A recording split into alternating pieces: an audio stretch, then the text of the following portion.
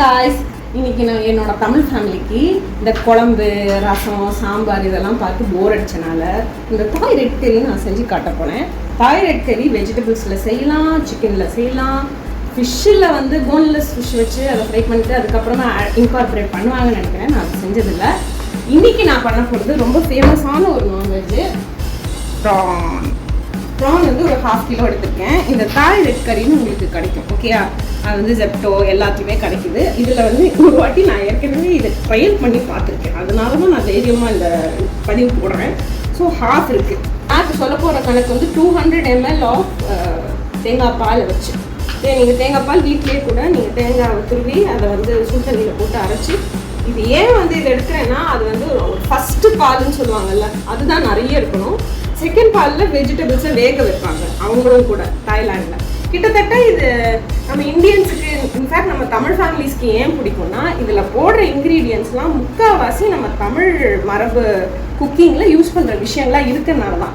So அவங்கள திடீர்னு கொண்டு போய் கான்டினென்டல்லாம் கொடுக்கறதுக்கு பதில் வித்தியாசமாக நீங்கள் தாய்லாண்ட் குக்கிங் பண்ணிங்கன்னா அவங்களுக்கு ரொம்ப வந்து பரிச்சயமே இல்லாத டேஸ்ட்டை வந்து டேஸ்ட் பண்ணுற மாதிரி இருக்காது. ஸோ இதில் வந்து முதல்ல என்ன பண்ணணும்னா, நான் தாய் ரெட் கறி பேஸ்ட் வச்சுருக்கேன். இருந்தாலும் நம்ம என்ன பண்ணணும்னா ஜிஞ்சர், கார்லிக், கொத்தமல்லி, ஒரே ஒரு பச்சை மிளகா, அப்புறம் வந்து லெமன் கிராஸ். வந்து இப்போ ஜெப்டோலலாம் வந்து ஆன்லைனில் வந்து ஃப்ரெஷ் வெஜிடபிள்ஸோடையே கிடைக்குது லெமன் கிராஸுக்கு. இந்த லெமன் கிராஸ் தான் நான் சொல்கிறேன். இதில் 2 கிராஸை அப்படியே லெமன் ஃப்ளேவரில் இருக்கும். இப்போ இப்படி ஸ்மெல் பண்ணால் வராது, அதை உடைச்சானா அந்த ஃப்ளேவர் வரும். இதையும் 2 போட்டு ஒரு 1/2 கூட கொஞ்சம் ஃபைபர் இருக்கிறனால இப்போ தான் இருக்கும் ஃபைபராக. இன்னைக்கு நல்லா நீங்கள்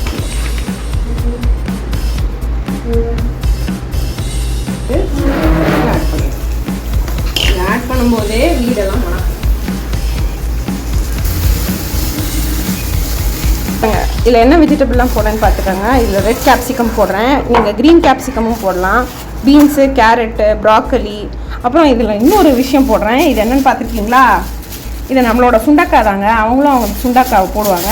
நம்ம எப்போவும் துவையலுக்கோ குழம்புக்கு போடும்போது எப்போவுமே அடிச்சுப்போம்ல, அது மாதிரி கழுவிட்டு லைட்டாக சிக்னு அதோட மண்டையில் லைட்டாக தட்டினீங்கன்னா அதுக்கப்புறம் அதை வந்து அப்படியே வந்து குழம்புல சேர்த்துடலாம். இதை தவிர zucchini போடலாம், சில பேர் உருளைக்கிழங்கு போடுறாங்க, சில பேர் டோஃபு போடுறாங்க, பன்னீர் போடுறாங்க. வெஜிடேரியன் பண்ணணும்னு நினைக்கிறவங்க பன்னீர் ஆட் பண்ணிக்கலாம். நான் வந்து திருநெல்வேலிக்காரி, அதனால் இதை செய்யும்போது எனக்கு கொஞ்சம் வந்து வினோதமாக இருந்தது. ஐ மீன் வினோதம்னு இல்லை, ரிலேட்டபிளாக இருந்ததுன்னு சொல்லலாம். பிகாஸ் எங்கள் ஊரில் வந்து சொதின்னு ஒன்று செய்வாங்க, இதே தேங்காய் பால் எடுத்து பண்ணி, கிட்டத்தட்ட அதே மாதிரி தான் இருக்குது.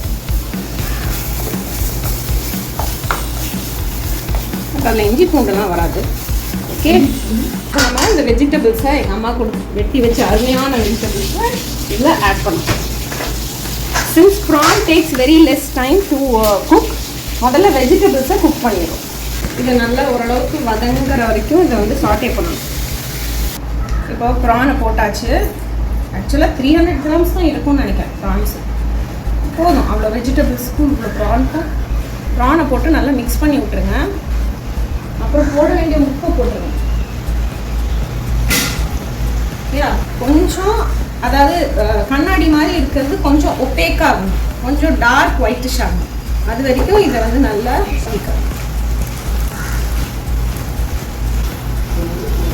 கொத்தமல்லியை தூவணும். இந்த பாலை அப்படியே குறைச்சிட்டு அப்படியே ஆரஞ்சு கலரில் வரும். சோப்பில் விரவி நல்லா சாப்பிட்றதுக்கு சூப்பராக இருக்கும்.